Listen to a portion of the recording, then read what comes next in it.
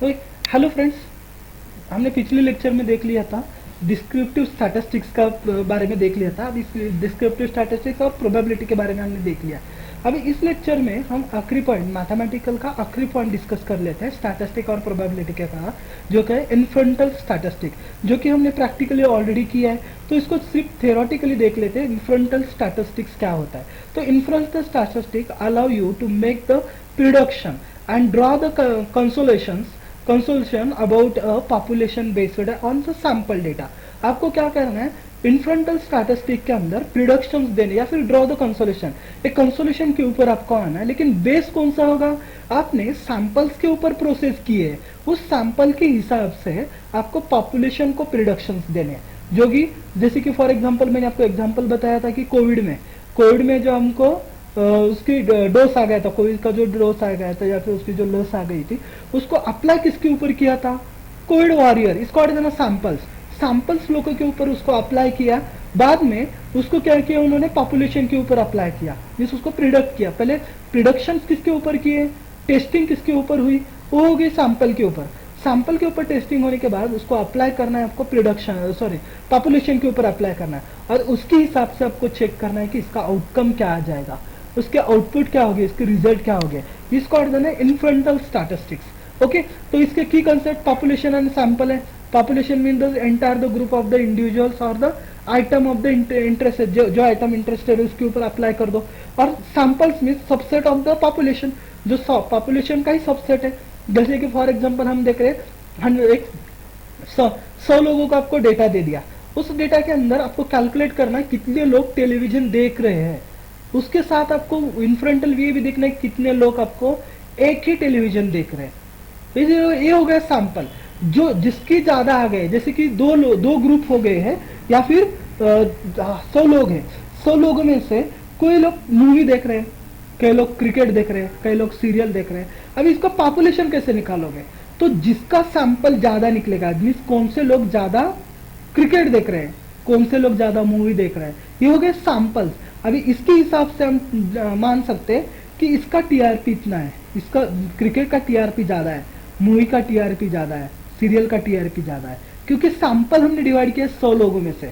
उनमें से जो इंटरेस्टेड है वो देख रहे हैं, उसमें से जो ज्यादा होगे वो आपका सैंपल होगा। उसके हिसाब से आप कंसिडर कर लोगे कि अभी क्रिकेट ज्यादा चल रहा है, अभी मूवी ज्यादा चल रही है, या फिर अभी सीरियल ज्यादा चल रही है। इसको बोला जाता है टीआरपी। और इसका एक एप्लीकेशन भी है टीआरपी कैलकुलेशन के लिए। जो आपका सीरियल्स वगैरह चलते हैं उसका टीआरपी किस तरीके से कैलकुलेट करोगे, तो इस तरीके सैंपल और पॉपुलेशन इन्फ्रंटल स्टैटिस्टिक्स के हिसाब से कर सकते हो।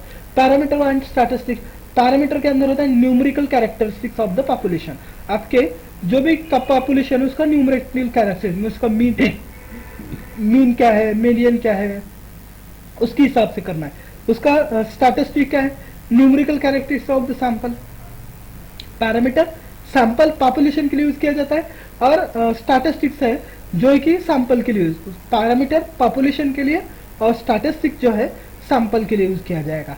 Sample distribution, sampling distribution, the probability distribution of the given statistic based on the random samples. आपके रैंडम सैंपल्स कौन से, उसके ऊपर वो वर्क करता है। अब इसके टेक्निक्स कौन से है, टेक्निक्स को हाइपोथेसिस टेस्टिंग है, कोएफिशिएंट इंटरवल्स है, इसके टेक्निक्स है। हाइपोथेसिस टेस्टिंग के अंदर नल हाइपोथेसिस है, मींस H0। इसके अंदर the statement that are there is a no effects और नो डिफरेंस, कोई भी डिफरेंस नहीं है, नो इफेक्ट, कोई भी इफेक्ट नहीं हो सकता, इसको नल हाइपोथेसिस। और दूसरा आता है आपका alternative hypothesis. Alternative hypothesis called H1, the statement that there is an effect और द डिफरेंस, उसके ऊपर इफेक्ट हो रहा है या फिर कोई तो डिफरेंस हो रहा है, उसको बोला जाता है alternative hypothesis. P1 value means probability value, means जो आप ऑब्जर्व करें, probability of observation that the test result under the null के अंदर जो ट्रेनिंग रिजल्ट आया है या फिर जो हमने ऑब्जर्वेशन किया है उसको बोला जाता है P1 value. Hypothesis is an smaller, P value indicates the stronger evidence against the null hypothesis.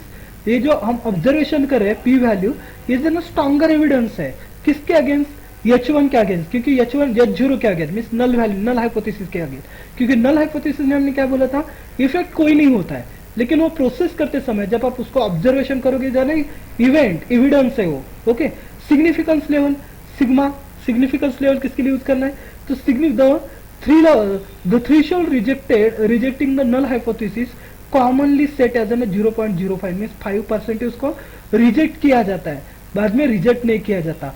Confidence interval क्या होता है, the range of the value with in the population parameter is expected in lie with a certain level of the confidence, उसके ऊपर जो आपकी range है with in a population parameter is an executed expected the lie with the certain level confidence, certain level confidence के ऊपर उसको range value क्या है वो चेक करना, means 95% is an confidential interval है आपका, तो उसको चेक करना है।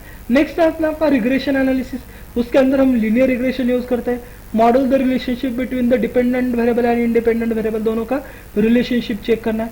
Multi regression, model the relationship between the dependent variable and multiple independent variable, dependent and multiple independent variable के ऊपर रिलेशन बताना, it's called an regression analysis. Analysis of the variance means ANOVA, ANOVA किसके लिए, the method of the comparing the mean among the multiple groups, multiple group के अंदर हम groups के साथ हमें क्या करना है, कंपेयरिंग करना है, एक दूसरे के साथ कंपेयर करना, रिजल्ट के साथ कंपेयर करना, इसको किसके लिए कंपेयर करना, to see there the significant difference, significant difference क्या है उसके लिए हम एक दूसरे के साथ उसको क्या किया जाता है, कंपेयर किया जाता है, तो उसी कंपेरिजन को बोला जाता है analysis of variance, NO.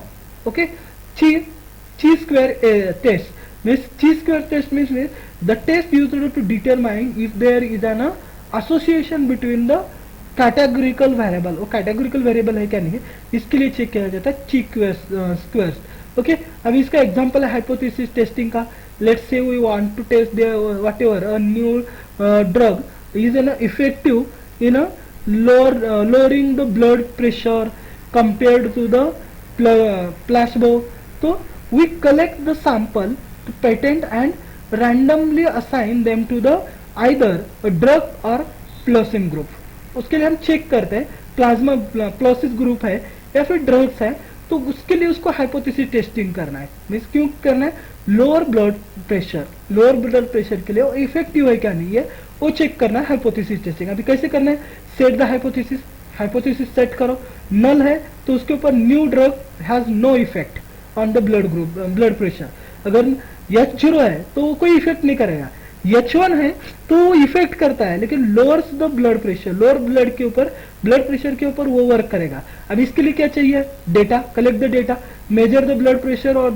The patient in the both groups, दोनों ग्रुप के क्या करना पड़ेगा, हमें ब्लड प्रेशर लेना पड़ेगा, analysis the data, calculate the mean blood pressure in each group and use it the test to compare the mean compare करने के लिए यूज करना है। Calculate the P value calculate करना है, determine the probability of the observing the difference, जो आपने observe किया डिस्ट्रीब्यूशन डिफरेंस है उसका मीन निकाल के आपको उसको कैलकुलेट करना है, और लास्ट मेक द डिसीजन, उसके ऊपर आपको डिसीजन देना है। If the P value is less than the significance level is 0.05 it is reject the null hypothesis, अगर वो 0.05 से लेस है तो नल सिग्निफिकेंट को रिजेक्ट किया जाएगा and conclude that the new drugs are effective, तो उसको इफेक्टिव बताया जाएगा कब, 0.05 से नीचे है, लेस है तभी, अगर उससे बड़ा हो गया तो इफेक्ट कर रहा है, नहीं है तो इफेक्ट नहीं करता। तो इसी तरीके से हम स्टैटिस्टिक का यूज करते हैं, इनफ्रंटल स्टैटिस्टिक, जो कि लाइव डेटा के ऊपर वर्क होता है। Okay, thank you. Next lecture में हम नेक्स्ट टॉपिक डिस्कस कर लेंगे।